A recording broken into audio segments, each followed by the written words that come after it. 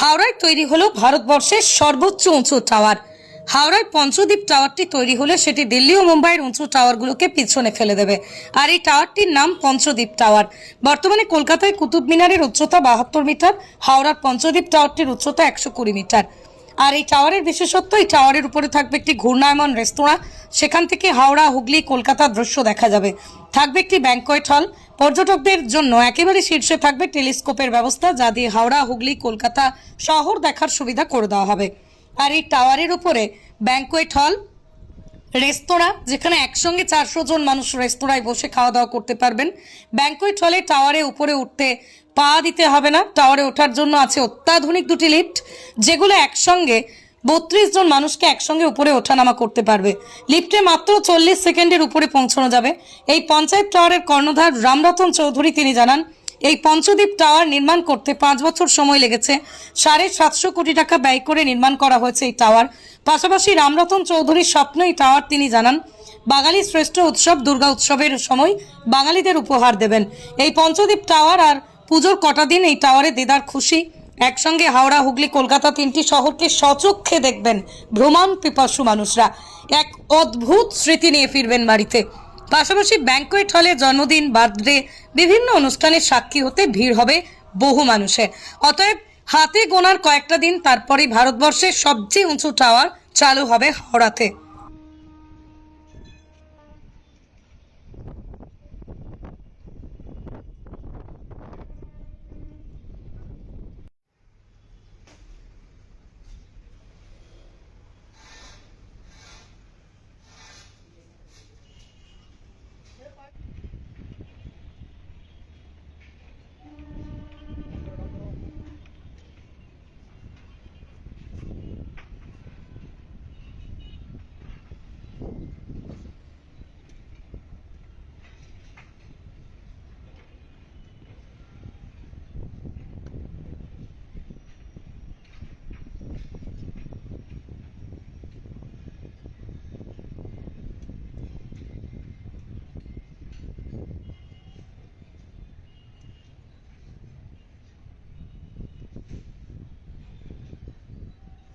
এই, আরে বাসটা খোলা হচ্ছে না, দাঁড়িয়ে আছিস তোরা সব?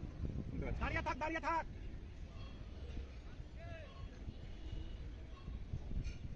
ডাউন করো, ডাউন করো, ডাউন করো।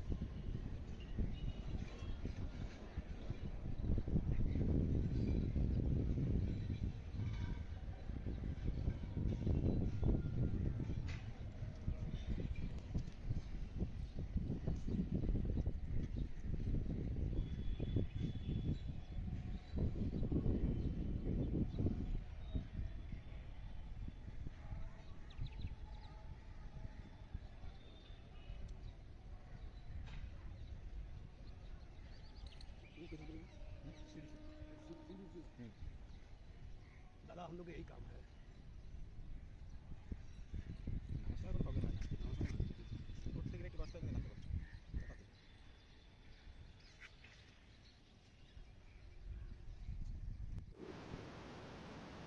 তো 400 ফুটে আমাদের অবজারভেটরি টাওয়ার করা হয়েছে, মানে দেখার জন্য লোক উপরে গিয়ে সিটি ভিজিট করতে দেখতে। 400 ফুটে এখানে আমরা দুটো লিফট লাগিয়েছি, হাই স্পিড। 380 ফুটে রিভলভিং রেস্টুরেন্ট হচ্ছে, সেখানে একটা সিটিংয়ে আপনার 200 লোক বসে খেতে পারে। তার উপরে একটা ছোট টাইপের ছোট টেলিভিশন দিয়ে করতে হবে। তার উপরে অবজারভেটরি ডেক আছে, যেখানে লোক সমস্ত দিয়ে সাহায্য করে।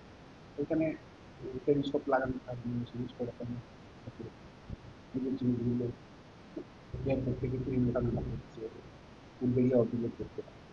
এরকম টাওয়ার এখন হয়নি আপনার। এখন অবজেক্টিভ টাওয়ার হিসাবে কিছু নেই, শহীদ আছে, যেটা ওল্ড হিসাবে রয়েছে।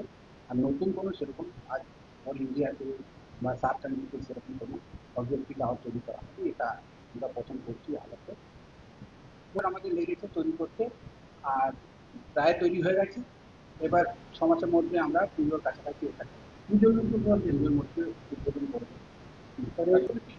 হ্যাঁ, সেটা রেখেছি পুজোর সময় থেকে। এটা বৃষ্টিকাল চলে গেছে, আপনার ভালো সিজন চলে আসবে, সিজনে সেরকমই আমরা টার্গেট রেখেছি পুজোর সময় থেকে বা শেয়ারিং সঙ্গে সঙ্গে তাকে গ্রহণ করে দিতে হবে।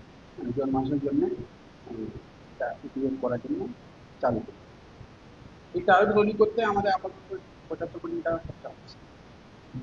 তা আমাদের 3খানা ডেক আছে, লোয়ার, মিডিল, আপার। তারপর টপ যেটা আছে 400 পর্যন্ত আছে। একটা প্রথম ডেক আছে ধরুন 80 ফুটে, তারপর 160, তারপর 240, এই ছোটো ছোটো ডেক আছে তারপরে 400 ফুটে সেটা আছে ঘুরবে। মানে এক মিনিটে আপনার 1 ঘন্টা মানে চক্কর নেই। পুরো হাওড়া শহরটাকে ঘুরবে। হ্যাঁ, 1 ঘন্টাতে একটা চক্কর আছে। মানে 1 ঘন্টা যদি বসে কেউ রেস্টুরেন্ট খায় তাহলে পুরো সিটি দেখে নিতে পারে। মানে একটু মানে ওই রোটেশনটা যাতে লোকে কোনো অসুবিধা তো মানে আই ভিউটা পার্ট আই ভিউ দেখতে পাচ্ছে। আপনার হাওড়া ভিডিও দেখবে, ভিডিও দেখবে, গঙ্গা দেখবে, সব কিছু দিনের বেলায় দেখবে। রাতের বেলা তো আপনার লাইট দেখবে শহর কিরকম, যেরকম প্লেন থেকে দেখা যায় সেরকম দেখা যায়। মানে 3টে স্তরে কি করছে টাওয়ারের টপ আছে, সেখানে আপনার 3টে আছে, 4টে পার্ট আছে। 3টে পার্টে একটা রেভিনিউ রেস্টুরেন্ট আছে, তার মধ্যে আপনার কনভেট আছে একটা, তার মধ্যে ভিডিও আছে। আপনার ওয়াটার পার্ক হচ্ছে, তারপরে স্পিড বোর্ড, কেবল বোর্ড, সেগুলো তো এমিউজমেন্ট পার্কে অনেক খেলনা রাইস বানানো হচ্ছে।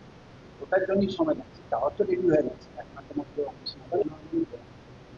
যেমন নাম এটা শিখতে পেরে এটা তো একটা মাইলস্টোন। যখন আপনার ভারতবর্ষের যে সিটি থেকে আপনি দিল্লি, হায়দ্রাবাদ, বোম্বে, এখানকার লোক 8 মিলিয়ন আসবে, একবার দেখতে চান, এটা একটা রিসাইক্লিং হবে, এটা মাথায় এসেছিল।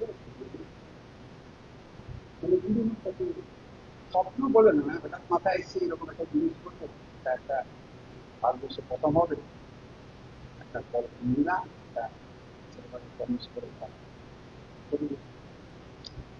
সেটা হঠাৎ মাথায় এসছে যে এরকম একটা টাওয়ার করবো, সেরকম কিছু মাথায় আসেনি যে এইরকম একটা হঠাৎ মাথায় এলো যে এরকম কিছু যদি করি। আমি ধরুন দিল্লিতে অনেক জায়গায় ঘুরেছি, বহু সিটিতে এরকম টাওয়ার আছে,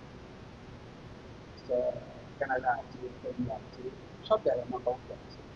শুধু আমাদের দেশে নেই, বাকি সব দেশেই সব টাওয়ার বাকি